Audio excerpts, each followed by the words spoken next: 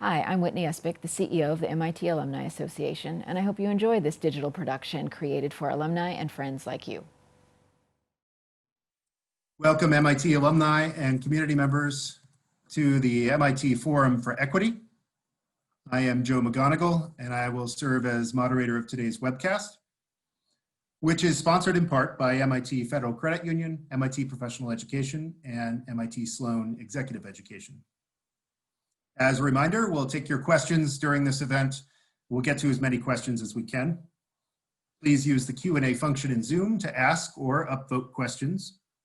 We'll also open up the chat function after our presentations.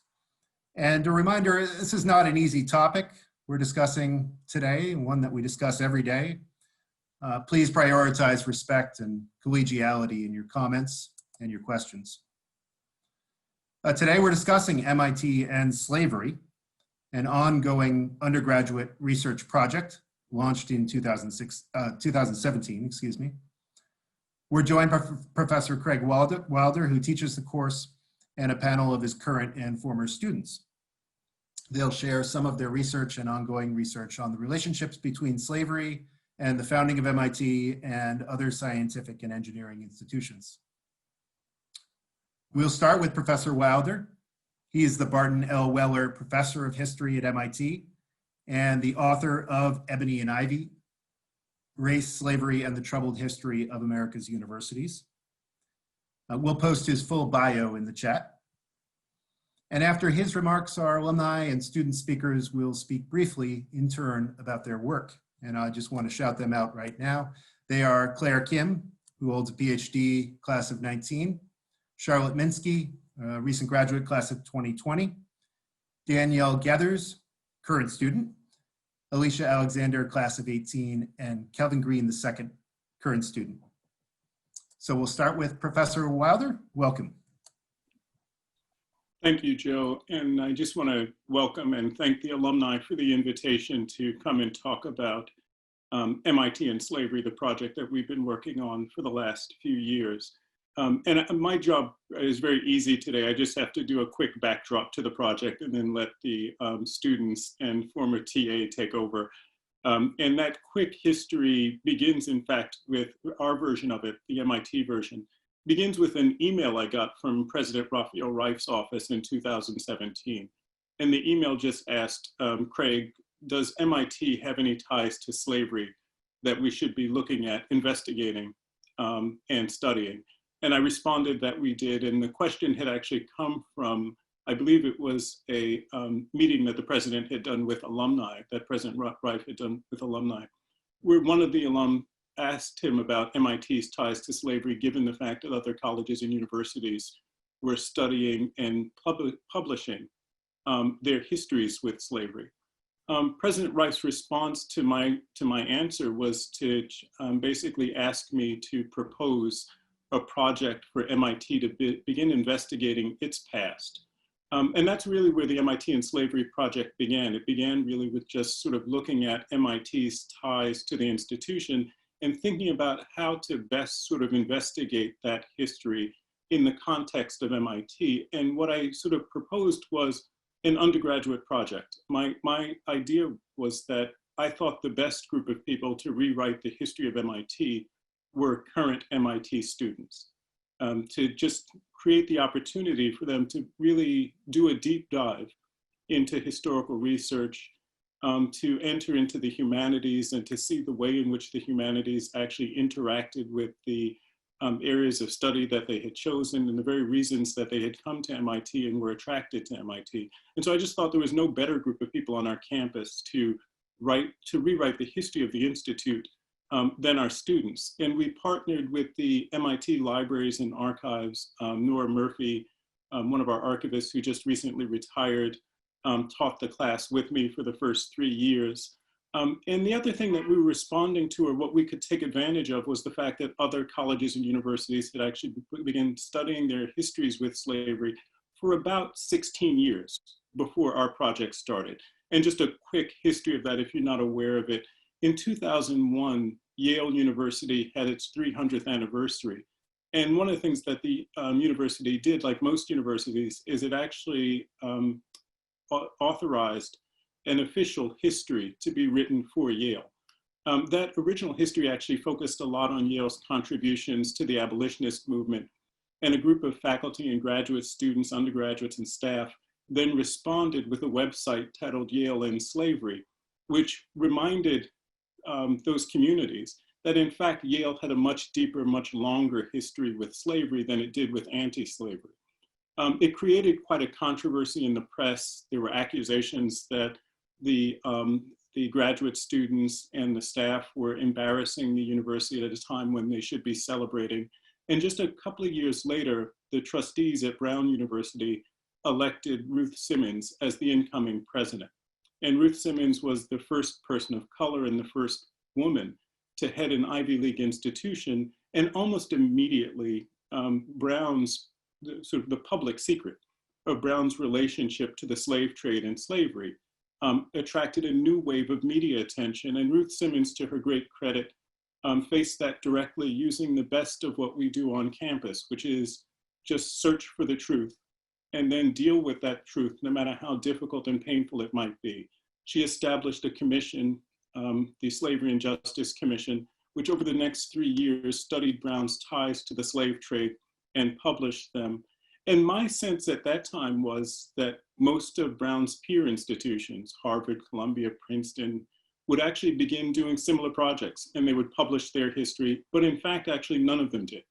What happened instead is undergraduates on those campuses, graduate students on those campuses, librarians and archivists, individual faculty, actually began doing campus-based projects over the next really 10 years, from 2006 right through about 2014 and 2015, where they investigated their institutional ties to slavery. But it was a grassroots movement that kept this history alive and kept this story, allowed this story to continue to develop. And it was student activism, and in particular undergraduate student activism, from the Occupy movement to Black Lives Matters, that ultimately forced universities, really from about 2013 right through 2017, forced elite universities to reckon with their history with slavery and to take institutional responsibility for it. And so over the last 5 years, we've actually seen a number of major universities, including our peer institutions, take institutional responsibility for telling the story of their ties to slavery. And one of the things I'm most proud of in the MIT project is that actually, while we had lots of undergraduate activism, the administration voluntarily actually took up this topic and gave us the freedom to really explore it, to research it, and to make it public, no matter how difficult and painful that story might be, and no matter where that story might take us.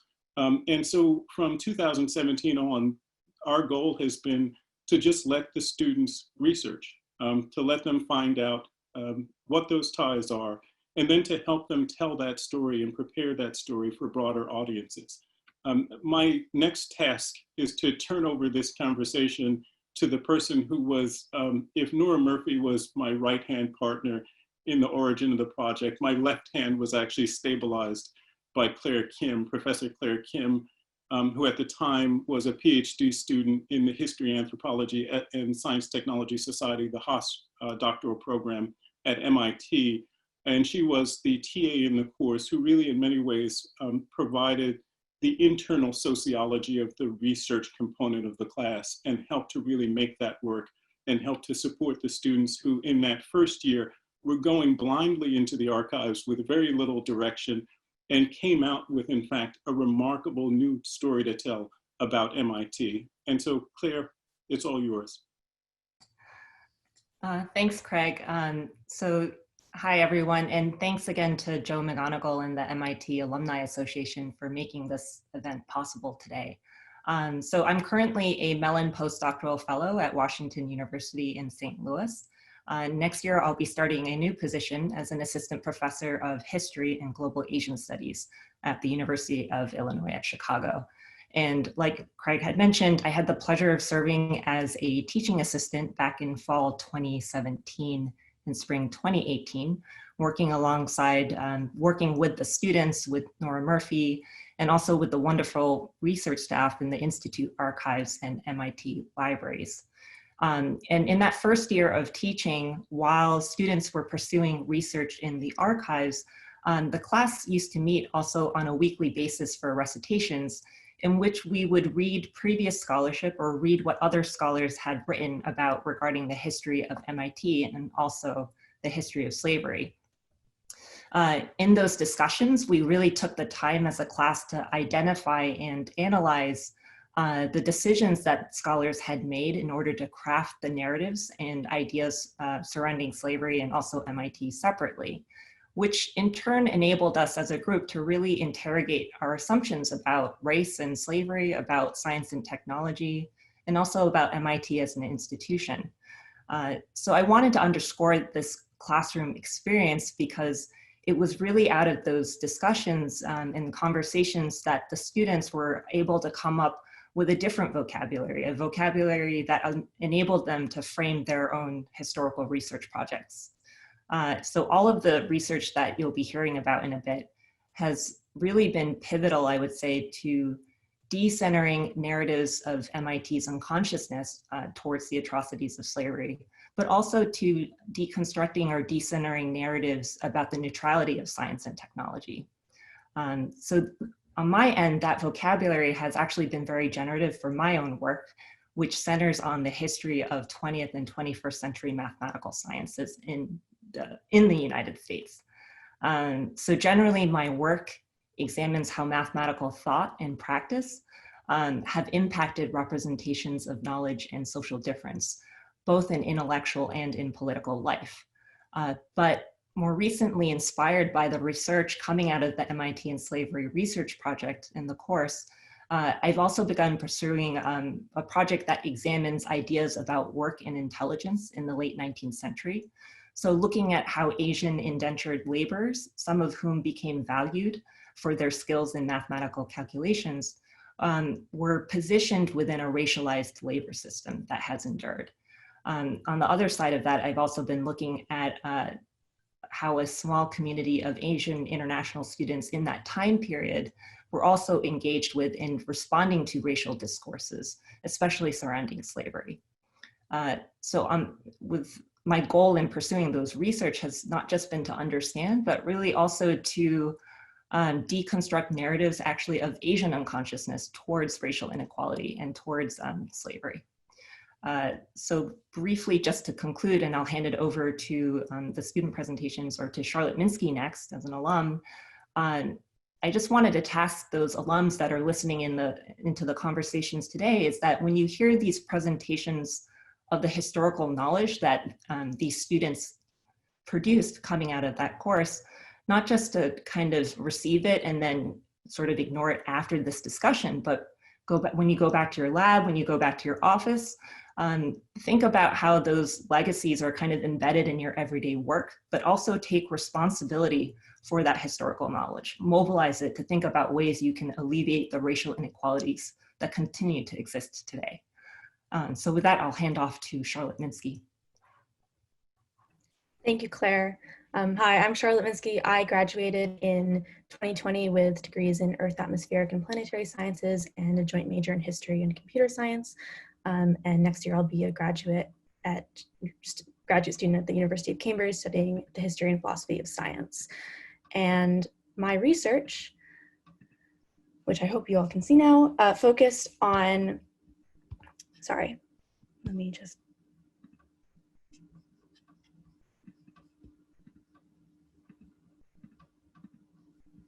I focused on the relationship between MIT and its early Southern students. So looking at the first 15 years of Southern students who attended MIT, here are their names. There are 29 of them. 11 of them came from Louisville, Kentucky, and that was the first thing that stuck out to me. And there are several, in addition to disproportionate representation from Louisville in particular, there was a disproportionate representation from the border states. And there are a few reasons for this. One is that Louisville benefited economically from the slave trade while sort of exempting itself from the difficulties of demographic and labor shifts at the end of the Civil War. it also was a center of the railroad industry being positioned on the Ohio River and becoming a node of connection between the North and the South. The border states more broadly benefited from military money and infrastructure by being occupied by the Union, but again being exempt from sort of some of the devastation of the end of the Civil War, and they had social institutional ties to the North that weren't severed to the same degree that states in the deeper South were. So they were sort of uniquely set up to have these ties to Northern institutions such as MIT. And if we look closer at the first 3 4-year full-time undergraduate students at MIT from the South, we see that they have something in common in their postgraduate trajectories, and that is their role in the railroad industry. So we see that there's this connection as well between early students from the South and the Southern railroad industry. But this was not just these 3 students. The railroad industry was the #1 specific occupation that MIT students went into between 1865 and 1887. And this is unsurprising. It was the engine of Reconstruction, and it was this sort of web of exchange between the North and the South. And so just to wrap up quickly, what this research tells us is, in addition to the origin story of MIT counteracting this impression that a lot of people have that the North and the South were somehow economically and socially disparate, MIT was in fact a node of these relationships between the North and the South, because there was a distinct flow from Louisville, from the border states, these areas that benefited from the slave trade into MIT. And then there was a flow back of MIT's prestige and training into the Southern Reconstruction economy. And so this impels us to ask now what the institutions of exploitation that MIT benefits from, both in prestige and financial resources, and also what systems we're training our undergraduates to engineer now. Thank you. And I will pass it on to Danielle. Thank you, Charlotte. Hello, everyone. My name is Danielle Gathers. I am a current junior at MIT studying course 2, mechanical engineering, and I will share my slides now. So my research was actually pretty similar to Charlotte's in just the time frame. So I was looking at the graduates from MIT around the first decade, but predominantly looking at the first class. My approach was to see kind of if I could find out from the resources we have in the archives what their ties were to slavery, whether it be economic, whether they had any written notes about slavery, just kind of really investigating each of them to see what I could find. So I'll show you a little cases here. So this is something that I read, and I think it was in an autobiography. So you can read it, but overall, this was Edmund Kimball, who wrote to his daughter. And his daughter had a son who was actually in the first class of graduates from MIT. So you can see here in his will, he left her an amount of money, a mortgage actually, which he said she should let accumulate for 10 to 12 years. And then that should go to paying for her son's expenses. And so he actually chose to go to MIT. So you can see that money trail, which was about $2,000. He expected it would accumulate 10 years. He was 4 years old when he wrote this. So just going back to the person, so this is Edmund Kimball Turner, who ended up being actually in the class of 1870. And so this tuition money, which goes directly to MIT, is tied to his grandfather's involvement with trading goods, which are produced from enslaved labor. So their family was pretty famous in Massachusetts. They had a shipping goods company. They often traded with the French colonies, and they got a lot of money basically from enslaved labor and from sugar and molasses. So I think that was an interesting case that I was able to find. Something else, which was a trend just over my research, was the fact that there's a lot of contradictions between anti-slavery movements and these families kind of arguing for abolition, but at the same time, these families were getting their riches from a reliance on cotton harvested by enslaved people. So a case of this is Eben Sumner Draper, who's actually the oldest or the youngest person. He was a class of 1878 that I studied. So his family was the Draper Corporation, a large dominant cotton textile process machinery factory. So clearly that was cotton at a time. Their family got rich from enslaved labor. But at the same time, their family were huge stakeholders in Hopedale, which is a famous abolitionist settlement. They had visitors such as Fred Bliss Douglass, Sojourner Truth, and it was just really known at a time when there wasn't a lot of abolitionist communities. Hopedale was a big one. So it was kind of funny to see kind of that push for abolition, but at the same time, the goods they were producing and how they got their money historically had direct ties to enslaved labor.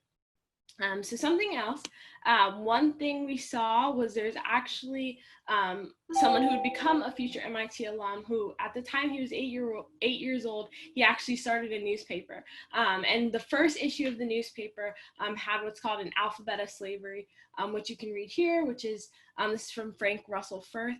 And A is an African torn from his home. B is a bloodhound to catch all that roam. So you kind of see this at the age of 8. He's kind of speaking about slavery and the institution of slavery. You kind of can't really tell. You can interpret it how you want. Either that as an 8 years old, he's pointing out like the violence, or that this is something he's become accustomed to, and it's normal enough to put in his newspaper. And so he later goes on to attend MIT. That was the Clarksville Herald, the newspaper you saw that he continued to produce. And it was actually interesting. His grandmother was actually a Quaker and a famous abolitionist. And then later on, we see in his, he had a biography written about him, and he owned a railroad back when segregation was very big on railways, but he wanted to have Black men on the railroad. And also whenever the Black men were in the community and kind of being harassed in the neighborhood, he was known for sticking up for him. So that is kind of one of the rare examples we have of an MIT alum who graduated from this first class and they had Black men's testimonials about him in a positive light. And so then this is kind of my strongest case.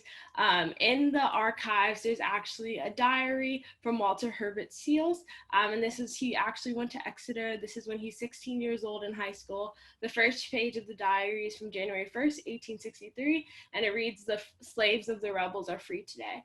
So throughout this diary, he kind of recounts the Civil War as it's happening actually, and speaks to the different battles. And he was definitely in favor of abolition. So this is more about him.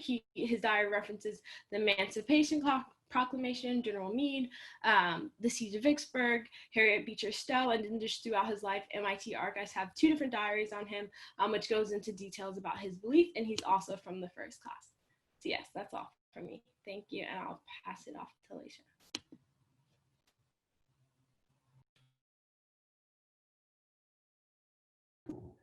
Speaking on mute. Hi, everyone. My name is Laisha Alexander. I'm currently a PhD student in mechanical engineering at Stanford University. I took the MIT and slavery course in fall of 2017, and I graduated from MIT in 2018. My research in the class was focused on early findings of slavery terminology and science at MIT. Oh, there we go. I'd like to start with MIT's reception of a recreation of a painting called The Slave Ship. For context, the painting The Slave Ship is inspired by the Zong Massacre. Due to a misunderstanding, the crew mistook their destination, Jamaica, as Hispaniola, and being incredibly off track in the midst of a typhoon and running low on water, the captain decided to throw the slaves overboard since they were insured. The debate that ensued was whether this should be treated as an insurance case or as an incident of mass murder. The legal trials continued as an insurance case, solidifying the consideration of slaves as property. So The Slave Ship, the painting, was critically acclaimed and hailed in both Britain and the Americas, but received mixed reviews when displayed in public spaces. What's so striking about it is that it's done in a typical maritime painting style, but does not actually feature the ship. The foam of the sea and the gradients of the sky dominate the painting, and the ship is overwhelmed both by the storm in the background and the colors. In the foreground of the painting, you can also make out the hands and the shackles and the blood that litter the water and the fish that come for the bodies in the water. So this painting was shown in Boston, and in 1882, the painting was recreated in the architect's drawing room at MIT. So this may seem a little random, but the architect's drawing room was an incredibly popular and large space in MIT's original building. So the architects in that original building in Boston had the entire 4th floor, regardless of the fact that they had no laboratories and could actually do most of their assignments from home. So the recreation of this painting in one of the largest spaces, the most popular spaces in the building, was definitely a statement. However, in critiques of the painting in the drawing room, they don't even mention the content of the painting. The statements focus on the coloring, making fun of the architects, and criticizing their privilege. With such a potent image, it's interesting to note what is said and also what is not said. I also wanted to highlight explicit slave terminology within MIT. This terminology and the racialized language found in publications and courses of MIT give insight into the way of thinking of researchers and teachers. In the very first issue of the Tech, on November 16, 1881, an article was published in Contributions to discuss and explain the nature of ants from observations. This terminology and framing suggested that not only is slavery natural, but goes on to insist that it is necessary for the slave-keeping ant's survival. Early MIT students were also likely to encounter some form of a situation of racialized science within their studies, either through classes dedicated to the study of race, like ethnology, or through science courses that were heavily influenced by bias theories and qualitative methods. So the picture shown here is from the MIT archives. It's a list of course 4 courses by year in 1882. And so in 1882, course 4 students were required to take part in a physiology and surgery class in order to enhance their drawing. The class called upon bibliography similar to Harvard Medical School, which included theories that were previously used to support slavery, and ethnology papers influenced by Gobineau, who believed in separating humans into 3 types, white, yellow, and black, and asserted a ranked superiority of these types. Within course 7, they also saw significant influences in their coursework by prominent figures in racialized sciences. So Harvard biologist and geologist Louis Agassiz was a support and teacher of polygenism, which he used to assert that different races have unequal attributes. Yale's chemist, Benjamin Silliman, was an avid abolitionist, and he made many public statements regarding slavery and advocating for its abolishment. Yet he continued to practice slavery and hold slaves in his own home. Much like Danielle previously mentioned, what he practiced and wrote and taught were at odds with his public persona. So these are just a few of the ideas and thoughts that were also present within biology courses. In 1895, ethnology was added as a part of a sociology unit in course 9, General Studies, and was handled by Dr. William Ripley. He was an economics professor and a racial theorist. He believed that race was explanatory of human difference and wrote publications that were considered significant contributions to the idea of scientific racism. Though moral discussions are not present in these science courses, moral biases are presented through the science the students are exposed to. So I feel that all these examples give an interesting glimpse into MIT and the impact of slavery and the racialized science that justified it on the teachings and the research done at MIT. I think these also reassert to us that science is not objective. Science can be biased, and it's important to recognize that bias and address it. So now I'm gonna pass it on to Kelvin. Thank you, Alicia. One moment. So I'll be sharing with you guys a PDF because I want to be able to zoom in on some images I'll show you. My approach to the MIT and slavery question relied on images. A picture truly is worth 1,000 words, and everything that I'll show you here was drawn by MIT students. And there's something that we can look at to see how were students on campus engaging with this idea of race when MIT students weren't a part of MIT, but there are also images you'll see when Black students were attending MIT and these images were still being produced. So the first image of a Black person in an MIT student publication is this one. It shows a Black waiter serving food, and there's a lot of those images that show. I want to show you next something that was alarming to me, which was the final issue of the Tech that was published in 1897. It was not only showing this discourse and this conversation happening between these 2 Black men on the cover and how they're drawn, but also the caption I want to read. I don't see why white people, I'm reading the transliteration. I don't see why white people make so much fun of us colored people. One of the greatest men in the Bible was named Nicodemus. thinking of Nicodemus, which is in the Bible. And so there's not only just imagery that's being placed in these publications from students, but the language that they use. Here we have an explicit mention of a racial epithet that's used to describe Black people. And again, this is 1897. Robert Robinson Taylor, the first Black graduate from MIT, graduated in 1892. So we can ascertain at this time there were Black students attending MIT. And when we look at these images, we should think of them not only in the context of the image itself, but also what did that Black MIT student feel when they saw this in their own student publication. So here's a swath of images that were showing Black people in servitude. I'll zoom in a little bit here so that you can see. A lot of them had to do with the different dinners that were on campus, and there were a lot of Black waiters. We see some of this imagery like this one on the top right, showing chickens as sort of this royal animal for this Black waiter, kind of playing, mocking the waiter in terms of what their stature or their class in society might be. And this was over looking at 30 years of the tech, and there are about 14 years of the images that I found. One of the second image that main category of images that I found was Klansman attire.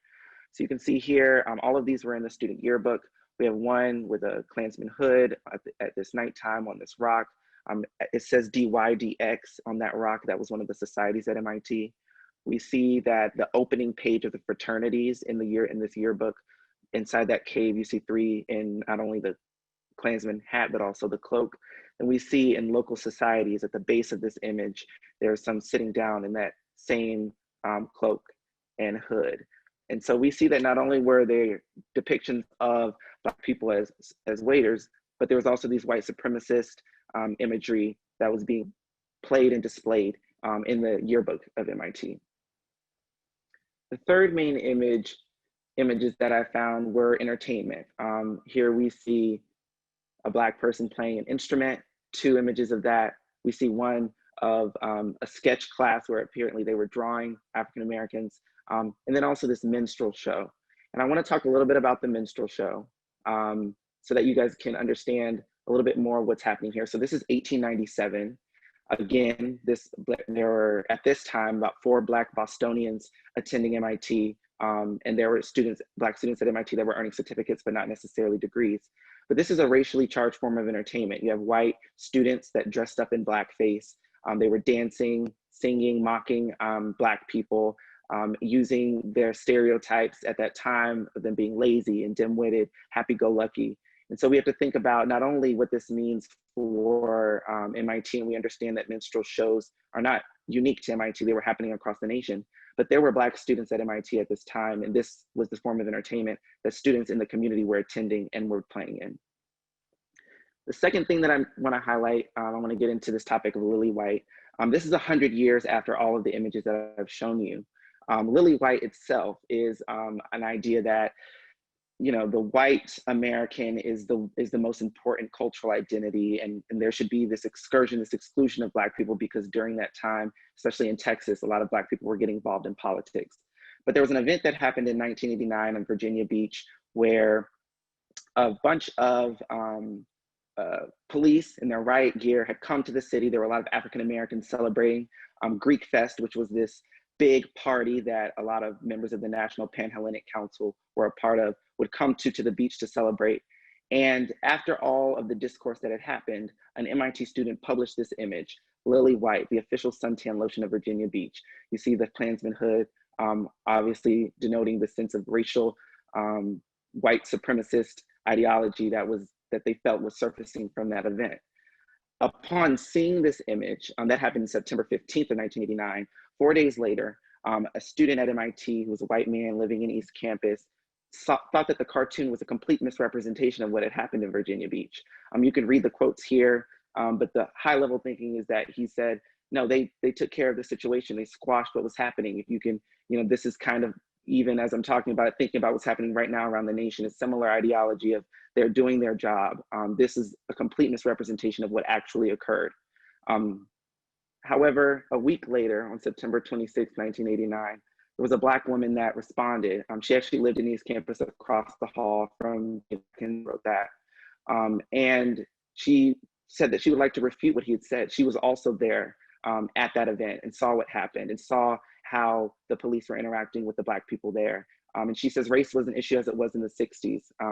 And so the point I want to highlight here is before those images 100 years earlier, we didn't really get a chance to see how the Black students at MIT were responding to those images.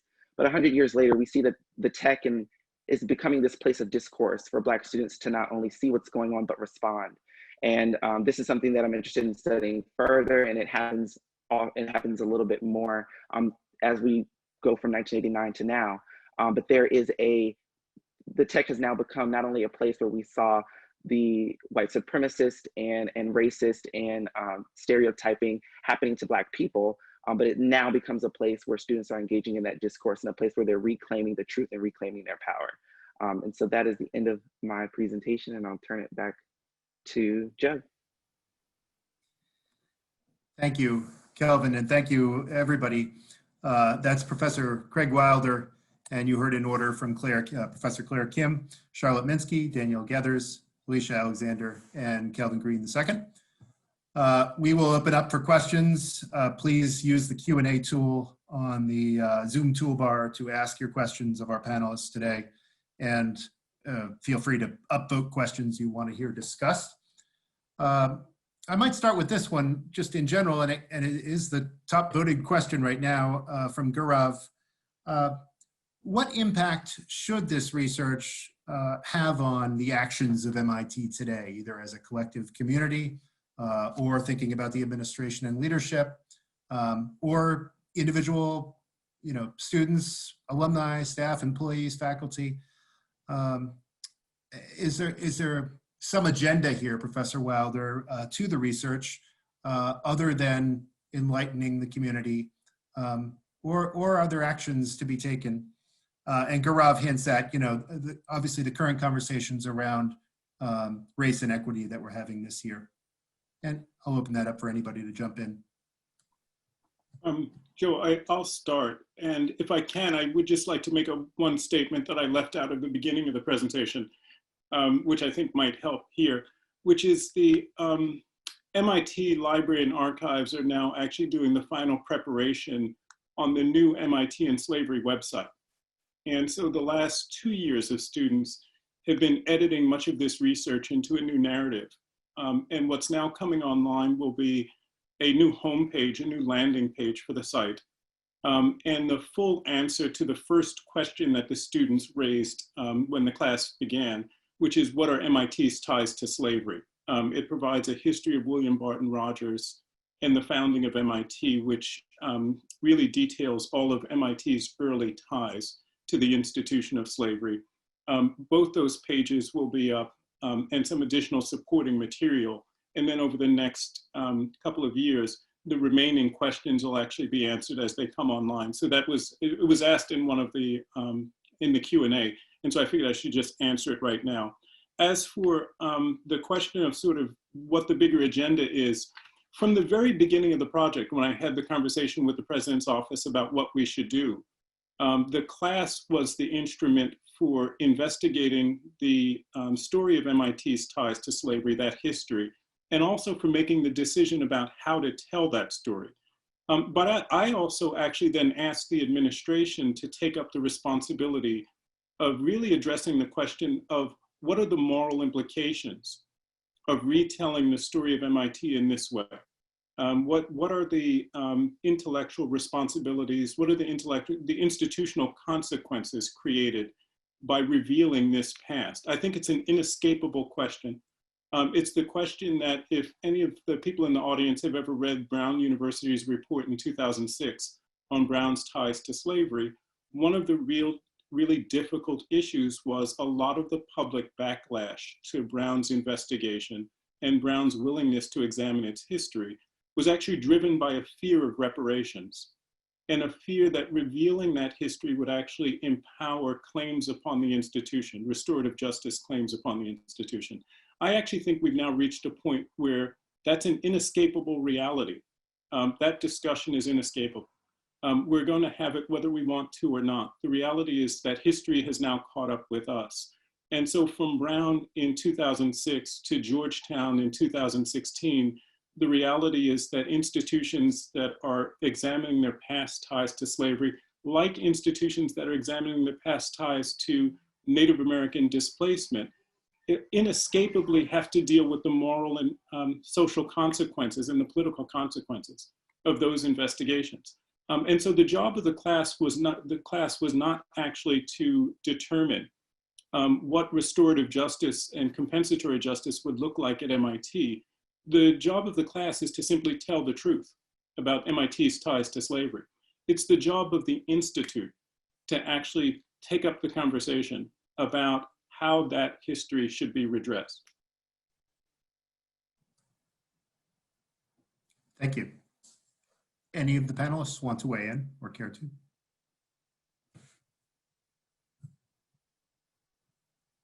You don't have to. To the questions, Kevin asks, maybe a minor one, but I'm sure it was discussed. Was there any record of slaveholding students bringing their servants to MIT with them?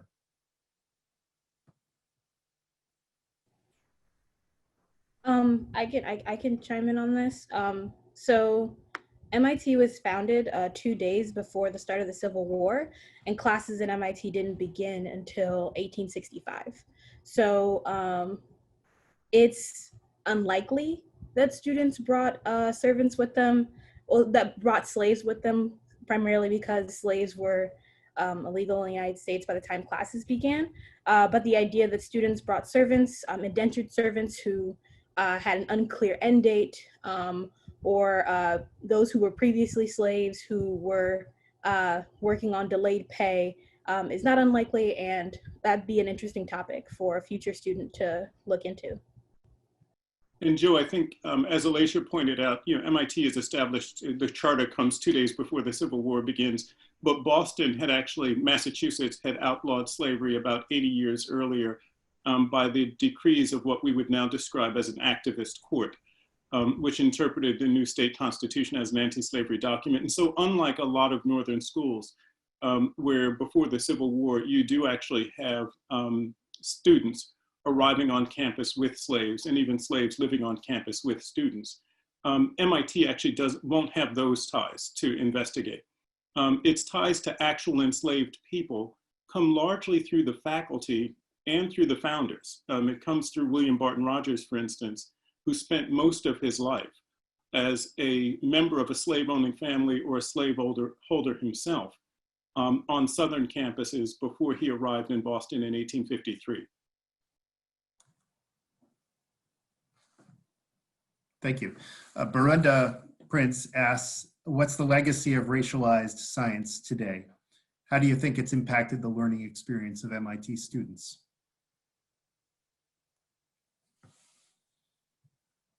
Anyone feel strongly on that one?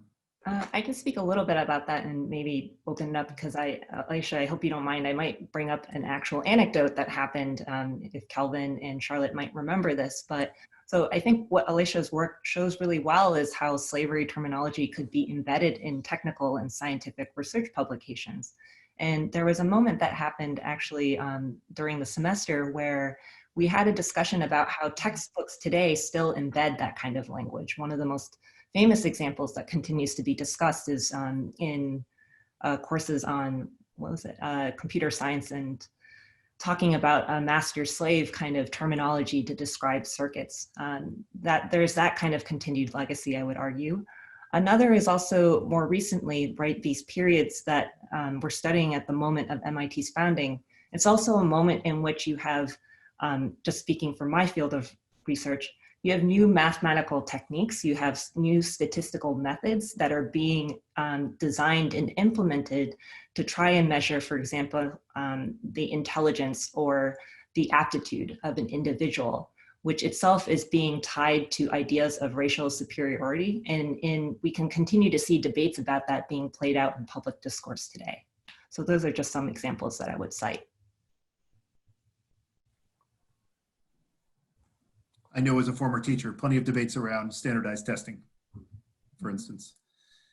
A question on, Charlotte, for you, a little clarification on what it means to say that Louisville, Kentucky, and other border state regions benefited from slave trade labor while exempting themselves from post-Civil War economic disruption.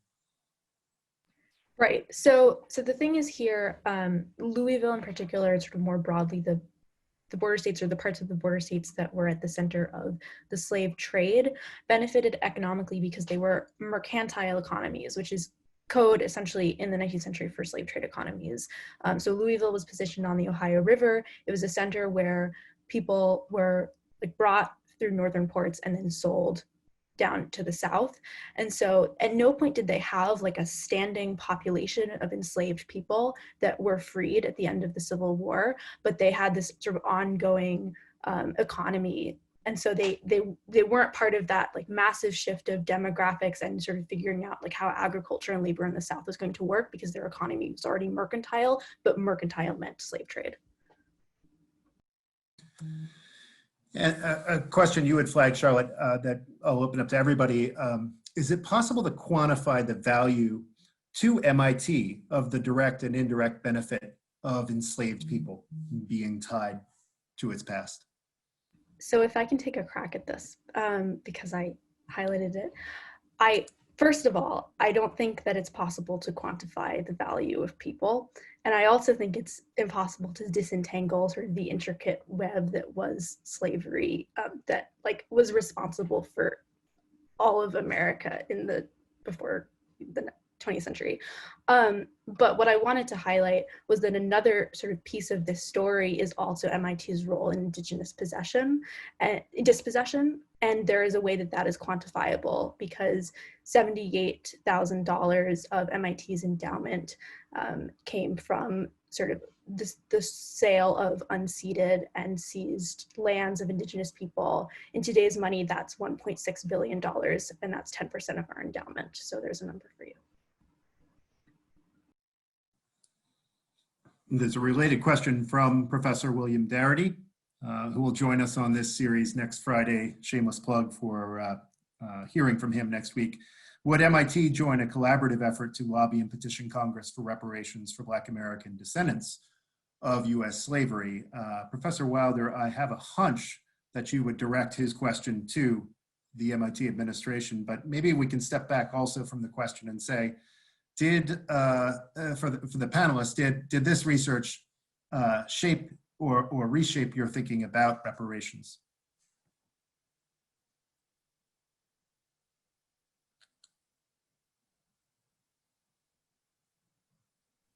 I can jump in. I think that personally, I grew up, my parents taught me about the history of the United States. So when approaching MIT and slavery, I knew that I might find something. I didn't know what, but I didn't believe that nothing was there. Just because I knew how expansive the institution of slavery was. It touched, every part of this country, in whether it, just because a plantation may not have existed in an area of the United States doesn't mean that ideology, those values, that those principles did not seep into the minds of people working wherever they may have been. American citizens can't be unattached from that because our country comes from that. So as it relates to reparations, I think that, I just want to look at it from the lens of understanding that we have to humanize first. I mean, we have to understand that enslaved people were dehumanized. And so once we humanize, there's a certain aspect of restoration that becomes to begin being called for. Because once you understand what was removed and how those conditions led to a lot of what we're experiencing even today, the question does come, well, what do we do about that? What do we do once we know that grave wrong was committed? And so I think for me, this maybe emboldened how I felt MIT should get involved in that conversation. But I do think the conversation of reparations is one that is enduring, lasting, and just like Professor Wilder said, is something that we can't avoid and must address. And Joe, I'll just add that I think, my good friend Sandy Darity, I'll also plug next week, has done an extraordinary book, From Here to Equality, which actually examines this issue directly. And one of the things he calls for is for institutional support for a national reparations project, which I would agree with. And then internally to MIT, one of the things from the very beginning of the project, encouraged the administration to do when it thought about how to respond to this history as this history began to be unfolded for the public was to really engage in a broader public dialogue about what restorative justice looks like. Or to put it differently, MIT shouldn't, Yale shouldn't, Harvard shouldn't, Princeton should not, MIT should not unilaterally decide what restorative justice looks like.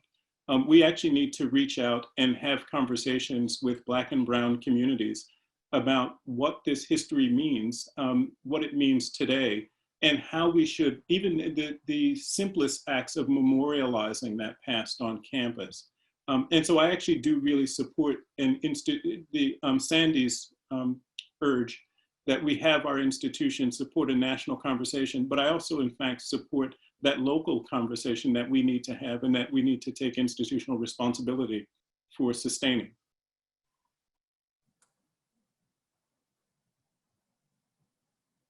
Anybody else want to jump in on the idea of reparations and your thinking about it? Sure. I would say that my time at MIT really opened me up to a lot of different conversations about race in our country. And this class in particular, when it came to the idea of reparations, didn't really change how I felt, but really highlighted to me that reparations was not, an end-all be-all. It was the first step in what will be a very long road of addressing institutional racism, addressing the larger issues that have been affecting and continue to affect the communities that were disenfranchised at those times. And it's not enough to give back to those communities. We have to change the narrative. We have to address personal biases. We have to dismantle systems that are built on those biases and rebuild them in a way that we have not been able to before.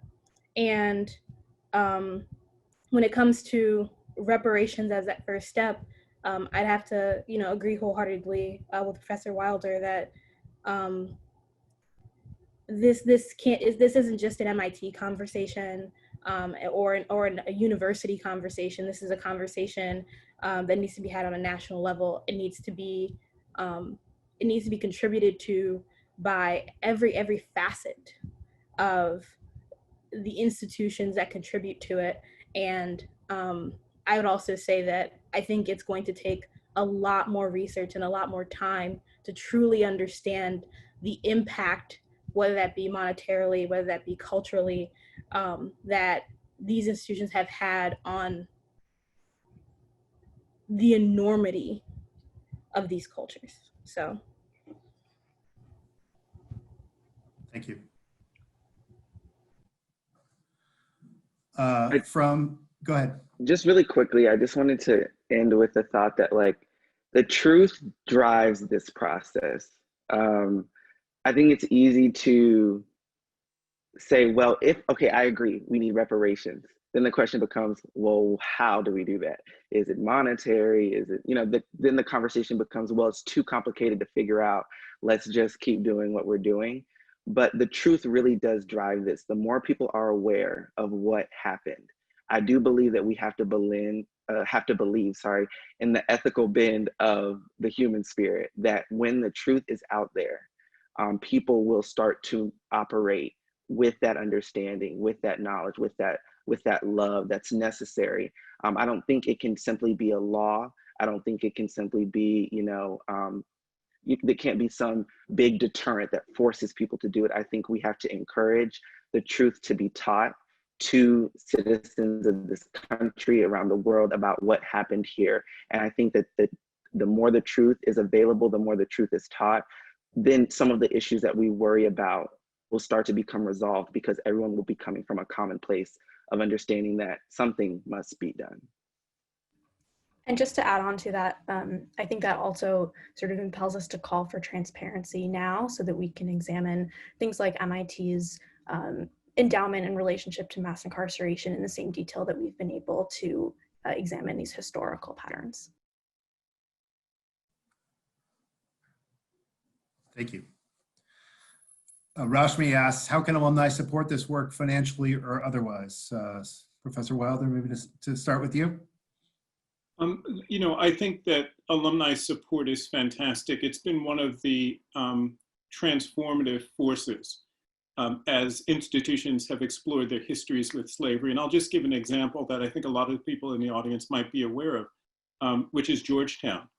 At Georgetown, it has been a story of student activism, which brought the history of the enslaved people who were sold in 1838 in part to pay off the university's debts to the public, brought that past to the public. But it's also been student activism that helped to root on campus a project to explore that past and make it public. And one of the great forces that the students had on their side was the alumni.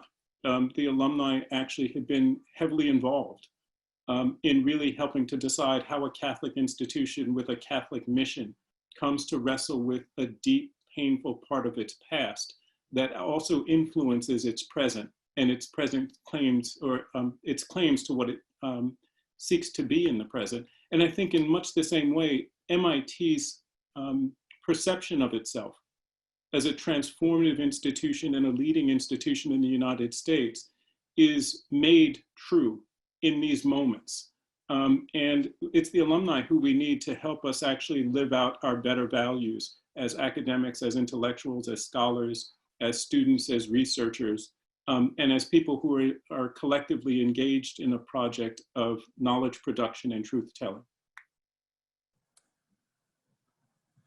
And somewhat related, Reverend Samuel Nixon, former head TA, he says, for the Modern Civil Rights Movement course in the African American Studies Department at Harvard University, says, how accessible is the research now that you've been doing to the world or to alumni in terms of alumni supporting this by reading more about it and getting it out there? I think, Professor Wilder, you hinted at a more public-facing presence coming. Is there a book here?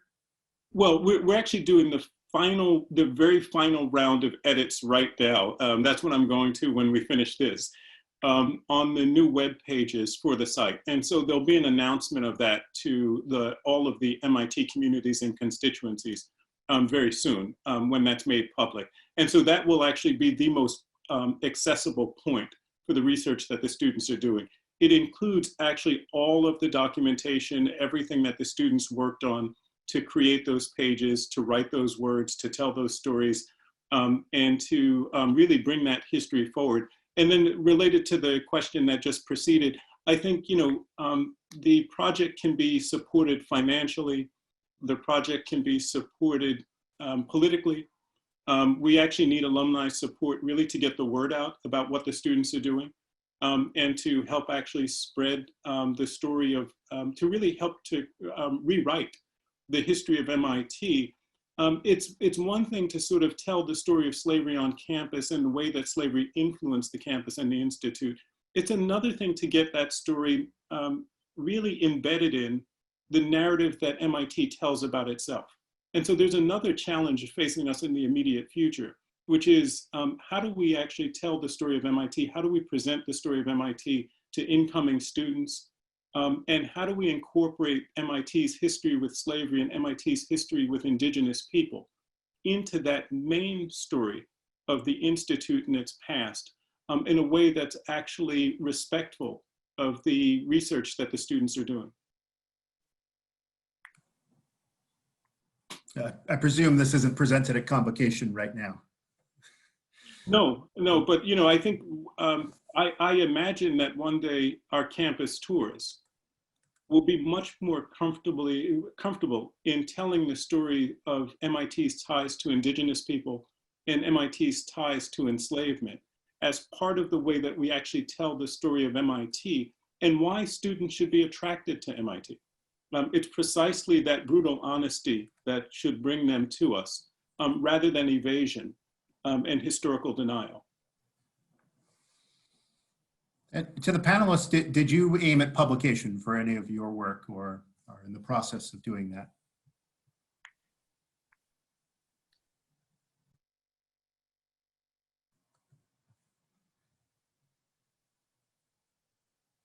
I won't necessarily take that as a no. But we all know how hard it can be, certainly. Well, I'll say that, right, with the refurbished website that's going to come out, that is essentially the publication of that work.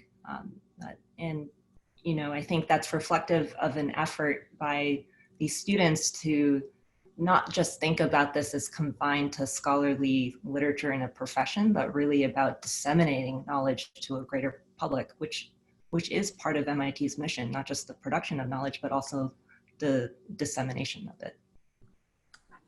And Joe, related to that, you know, one of the things that developed when Claire was the TA in the first year in that class was we faced a real challenge with MIT's history. Because MIT is chartered so late, you know, just on the eve of the Civil War, it's actually that MIT comes at the end of the engineering revolution in antebellum America. It's actually the final act of the engineering revolution. The engineering and science revolutions actually had occurred for decades, and there are a dozen institutions that precede MIT. And so one of the challenges we had is that in order to tell the story of MIT, you often actually have to tell the story of other schools. Rensselaer Polytechnic and Brooklyn Polytechnic, which is now part of NYU. There are a whole bunch of institutions that are actually related to MIT. We get faculty from some of them, we send students to others. And so one of the things we started doing in that year is we started reaching out to those schools to see if they were interested in joining us in really retelling the story of engineering in antebellum America from the perspective of slavery and also from the perspective of Native American nations.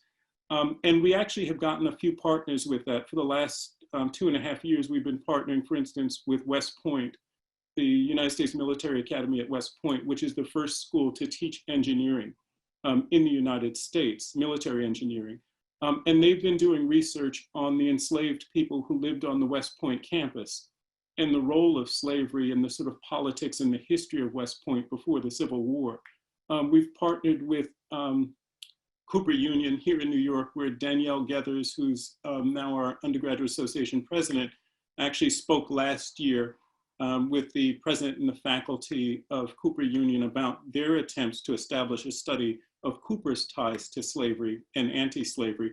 But the importance of that for us is that while the website is the primary publication point for what we're researching, there are in fact connections to other institutions who on their own or through our overtures are now studying their ties to slavery. And it will help to bring together, I think, over the next few years, a really different understanding of how engineering emerges as an academic pursuit in the 19th century and the way in which the engineering revolution in antebellum America depended heavily upon the slave economy. I love this question from Marilyn. Are there any statistics that track Native Americans' relationships and interaction with the Institute over the years? Is there a MIT and Native American history project like this to be? You all have your hands full, but like this, or with other underrepresented minority groups, equivalent in volume to this project, perhaps, to be discovered. Well, I would actually ask Charlotte, whose thesis and research touched on this topic heavily, actually, the relationship between Native American nations and the rise of sort of academic cultures and campuses. Yeah, I mean, definitely we know that institutions like MIT and science and technology are sort of are fundamentally linked to indigenous dispossession and settler colonialism.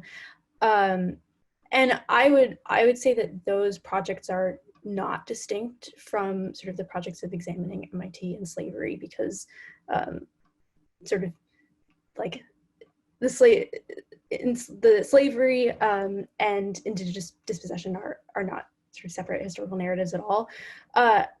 I don't know if there's anyone in sort of the subsequent MIT and slavery classes that have started looking at this, but I know there's a group of students at MIT guided by some staff members and alums who are starting to look at this history and sort of what I mentioned with the sort of the profits from dispossession of indigenous land. But that project, that's sort of just being started this past year. And Joe, we do know that, for example, Charlotte pointed to this or touched on this earlier. In 1862, the 1862 Morrill Act, which funded land-grant colleges to expand engineering and agricultural education across the United States, that act actually retroactively turns MIT into a land-grant institution, and MIT gets almost $100,000 in immediate support from the act, and then gets a small annual allotment for what, as far as we can tell, well into the second half of the 20th century at least. Those funds are actually directly from the sale of confiscated and seized lands of indigenous nations out west. Our students in the American Indian Students in Engineering and Science Society and the Native American Students Association have actually begun to look at MIT's history with Native America. And we have a course that'll begin in the spring of 21, on MIT's Native American history, which is actually going to look at both the land, or the relationship between MIT and Native American lands through land grant, through its land grant status, but also the history of the relationship between science, engineering, and Native American dispossession, and the presence of Native people on our campus and in the broader intellectual culture. And so it's going to be a really broad kind of sweeping charge to look fully at the relationship between MIT and Native America. Good. Another question. Alum mentioned the railroads and the Chinese, relationship of Chinese immigrants to the railroads, and given how many ties to the railroad industry there was, between MIT and the slaveholding South, are there any connections there? That is one of the many hundreds of avenues of research that comes out of the work that we all did. That that's not something that I personally got to devote significant time to, but there are literally hundreds of questions like that each of our projects spawn that I hope that other students in the future investigate more. And we've been helped along, Joe, by my colleague in the history department, Emma Tang, did a really extraordinary exhibit at MIT, which is now online, titled China Comes to MIT, which looks at the first Chinese students to arrive on campus in the 19th and early 20th century. And for example, one of the things in the new website for MIT and slavery, there's actually a link to it because the narratives start to overlap at one point. One of the things that she found was, for example, among the early Chinese students at MIT who came in the aftermath of the Chinese Exclusion Act and were allowed to come to the United States because there are very tightly regulated exemptions for merchants and students, et cetera. They came under the student exemption, but while they're in the United States, they're tightly surveilled and policed. And when they went on the summer excursions with the mining program at MIT, which actually ventured out to different parts of the United States to investigate mines and actually experiment with different technologies, in the Northwest along the Canadian border, those students in fact get aggressively harassed by the national governments because of their racial backgrounds, or because of the racism in American and Canadian policy, I think is the more appropriate way to say that. And so these histories really do overlap in very real ways. And the importance of engineering, and particularly railroad engineering and mining, means that the story of Asian immigration to the United States and Asian American presences in the United States immediately begins to overlap with both African American history and the history of indigenous people. I think it's one of the things that's most exciting about what's happening with these projects is they're becoming increasingly complicated and interwoven stories about how MIT comes to be, which also tells us a lot about how the United States comes to be. I just wanted to bring up a project that was conducted by another former student of the MIT in slavery class, Mahi Longo, who analyzed the history of MIT's curriculum. And she became really interested in studying the development of a curriculum or a course on moral philosophy of which she looked at what the former exam questions, and one of them was specifically about asking students to discuss the relationship between slavery and labor. And I remember Mahi and I used to have several conversations, so she came across the name of the first Chinese student who I think matriculated to MIT in 1877 as one of the respondents on that exam, where he's very much engaged with these questions and then returning to China, where he's tasked with developing a new industrialized labor system as part of a modernization effort in China. So this is all just to hone in on the point that has already been raised by Charlotte and Professor Wilder, that if anything, their work is raising more questions. It's certainly more work needs to be done, but it's also very exciting that we're able to have these more intersectional approaches to understanding the history of MIT as well. I think we're getting some sense here that the well is deep over in the archives. Question from Karen Aronson early on that I think applies to all of you, although she asked it of Charlotte. Are you able to look at the views of Southern students, when they entered MIT, and were they changed being in such an abolitionist place as Massachusetts in their 4 or so years, reading the tech or other archives and documents? Did you see any evidence of that? So I didn't get to look at the views of early Southern students.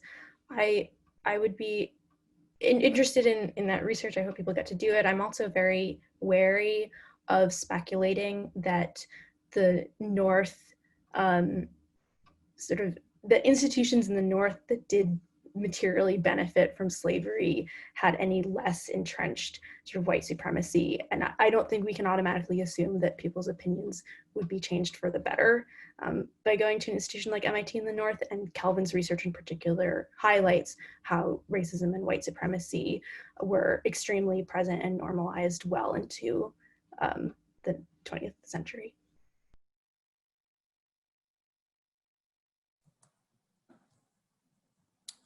Kelvin, you didn't see evidence of that necessarily either. Yeah, I didn't see sort of an evolution of thought. A lot of those images weren't necessarily tied to particular students, so it's hard to be able to trace, was this coming from someone in the South or someone in the North? But I do think, just to echo what Charlotte was saying, that those images do really highlight how even if there was a change that occurred, there wasn't necessarily the teaching of undoing, if that makes sense. There wasn't necessarily an undoing, because a lot of those images were cover photos. They weren't things that were hidden or put away. They were the opening image of the text. They were the cover photo of like a fraternity notebook. So I think that which means that if it were an issue, a lot of students would have seen it and it would have been a matter of discourse. And I didn't find that discourse that early on. So definitely another thing to study. Again, like Charlotte said, there's a lot of questions that come from this, and it's definitely something that I didn't particularly look into, but it would be interesting to see if there's an ability to trace kind of a student's path through MIT from the South. And if we're able to see how those viewpoints change, that would definitely be interesting to find out, well, what happened. Could be historical, but it also could have been unique to something at MIT. Thank you. Time for a few more questions. I hope everybody can stick around. From Kevin, I like this question because I work very closely with the records office at MIT and the registrar. When did MIT begin collecting data on the race of their students? Perhaps none of us have a direct answer to that, but did you, as you think of the first, who was the very first X, Y, or Z alum of MIT? Did you encounter any challenges to uncovering beyond hometowns, other demographic data on those individuals you were studying? Kevin also asked, when did the numbers of African American students begin to become significant, or a significant percentage of the population?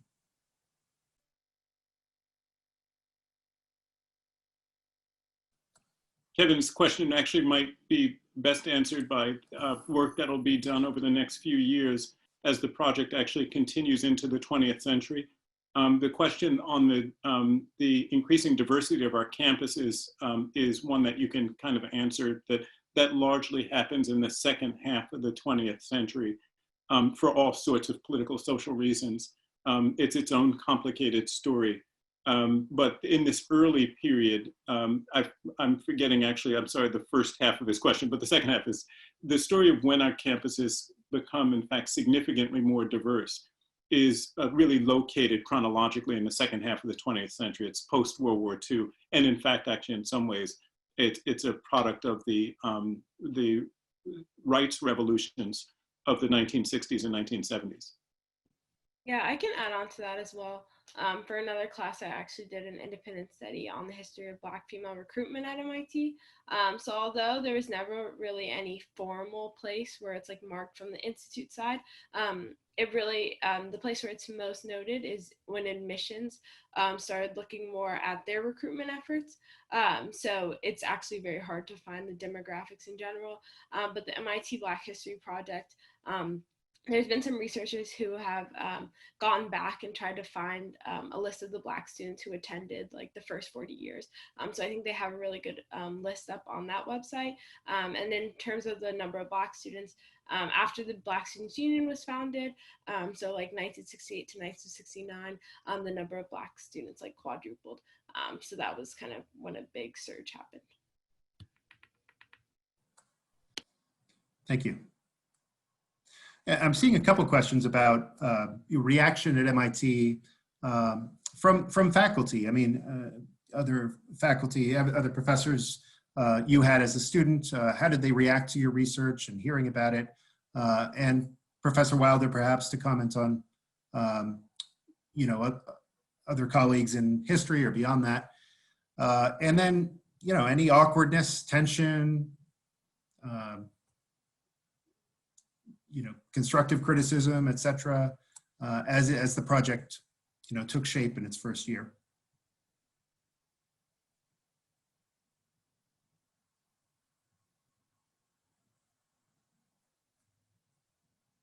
One of the first things that happened was an op-ed in the Tech from an alum shortly after our presentation of the results that included a critique that we responded to with another op-ed in the Tech that you can go look at, because I think that it's probably what a lot of people were thinking, which is, oh, you know, this is in the past, you're just like raking up these dirty secrets, and we also shouldn't judge people in the past by the standards of today. So I think there was some of that reaction, and you can look at our response to that. But for the large part, people in sort of the undergraduate communities that I've been part of have been supportive, but I don't think there's been enough awareness that this research is happening and enough conversation on campus.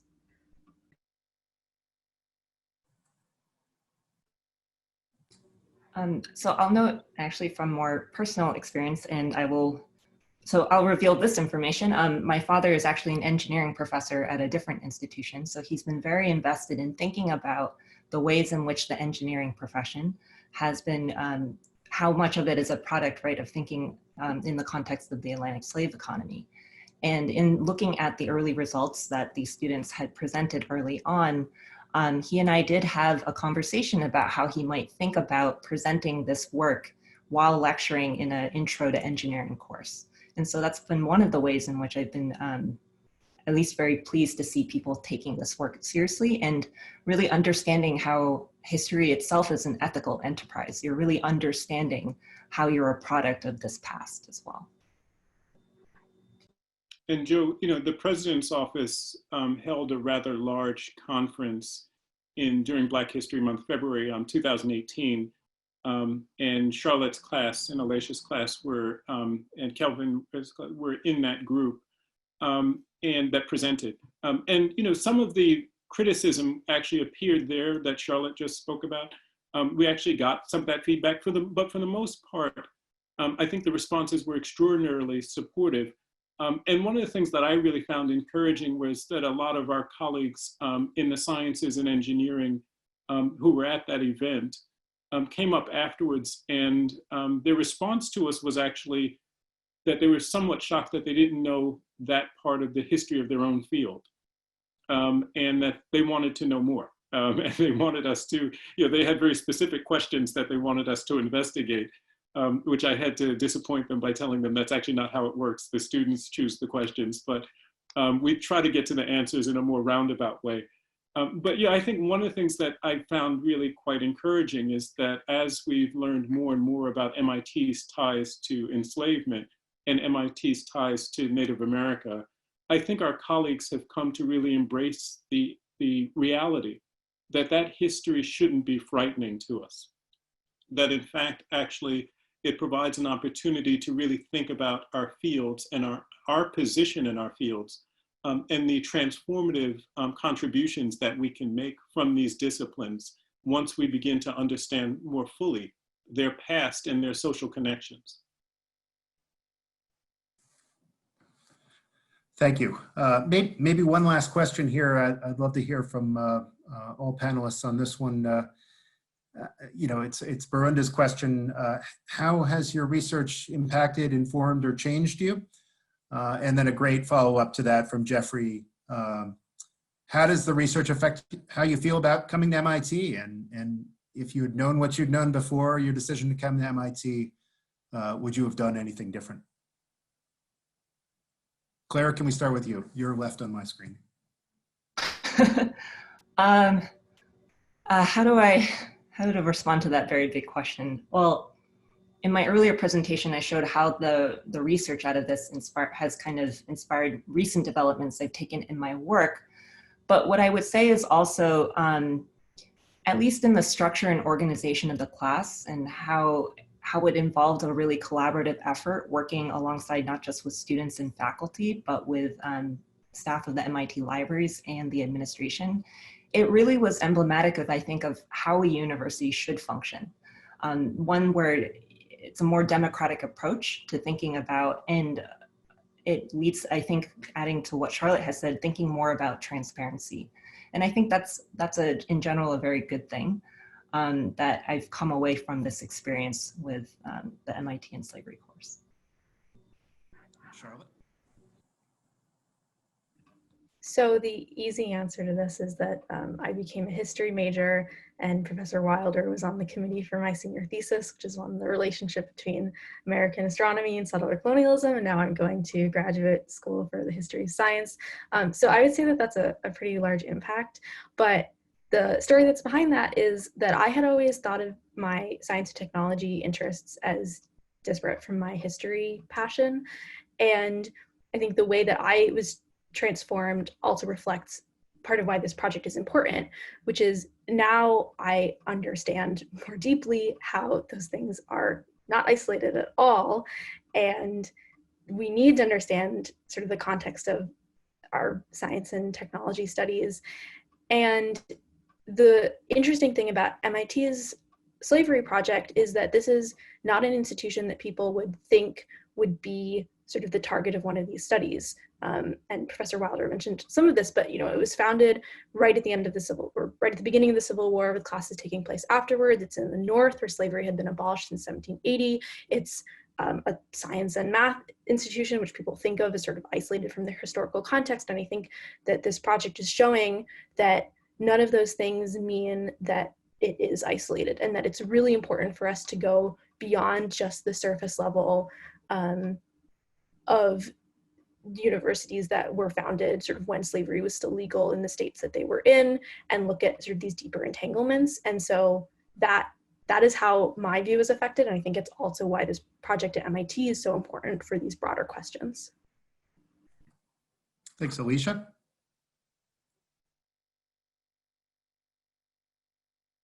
I think she had to leave us. She has had to step away. Kelvin. Yes, so I think that first I should say, I was a freshman when I took this course. It was one of my first semester at MIT. So it did have the opportunity to heavily impact the direction I wanted to take while at MIT. And I think that I really resonate with some of the sentiments that Charlotte brings up, And I want to bring up two people that are really big inspirations for me. The first is James Baldwin. I mean, he talks a lot about how our history is not the past. Our history is our present. Our history is now. And I think I gained a newfound respect through this class for the role of history. Even have, have started to feel a little differently about the word, because we've been taught that history is the past, and that and so this class really showed me that no, our history, the people that we talk about in our experiences, those Louisville kids that Charlotte mentions, or those students Danielle mentioned, the people that I mentioned that drew those cartoons, they grew up, they had kids, those values were transferred, and those kids grew up, and so we're connected to that history in a very large way. And I think one thing it prompted within me is, well, where do I personally come from? How have I gotten my values? And I would encourage everyone who's listening to this to really think about their own family and personal history, because not too many generations ago is what we're talking about. And then the second thing I learned a lot from this class is something that Toni Morrison talks a lot about, which is the role of the academy, the role of the institution. The fact that we're having a panel like this at MIT, what's the role of the college in helping to excavate, this history and talk about it? And what should we be doing as places of higher education to create more awareness around this? And so this class also helped me to have a lot of faith in the role of the academic and the role of the academy in doing this work. And it's not all, peaches and cream. There are definitely, places where the academy could do a lot better in being unbiased in its approach to analysis. But I think personally, and I think I can speak for the other students here, we had a great time in this course, because the way that Professor Wilder and our TA Claire Kim really worked with us, helped us to see what can be done at an institution to really help not only change our own outlook on life, but help us to contribute to a legacy that is sure to exist after us. And Danielle. Yeah, I think most of my points have already been stated, but I was similar to Kelvin, even though I took the class a year after him. I was a first year in my first semester. So I think overall, it definitely shaped kind of how I perceived MIT. I think when I initially came, I didn't really contextualize how different MIT was from other like elite institutions, specifically regarding its history to slavery, and kind of how it being founded so later affected kind of even how we function today and our structure and things around our culture. So I think that's really affected the way I think about MIT. Something else obviously is getting exposure to the archives. I didn't really know about how in-depth the archives were, or how much is missing from the internet. So to be able to find that resource where you can hold a diary from 1863 in your hand, I think is just really mind-blowing. And I went on to write like 2 different papers using the archives as a resource. So overall, just really, for me, one of the biggest things is actually learning how important research is, and at MIT, how many resources we have. Professor Craig Wilder, you've given us some homework to do. Any additional reading, actions? Well, you actually, the students and Claire just actually told you how the course affected me in their comments. I think, I spent the first 15 years of my career teaching at elite liberal arts colleges, Williams College and Dartmouth College, where the historians are the center of the world.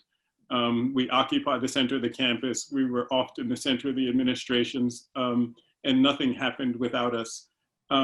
I love being at MIT, and part of the reason I love being at MIT is that it's one of the places where I get to, on virtually a daily basis, demonstrate the importance of the humanities to the bigger academic project. And nothing reveals that more for me personally than the work that the students have done in the MIT and slavery class over the past few years.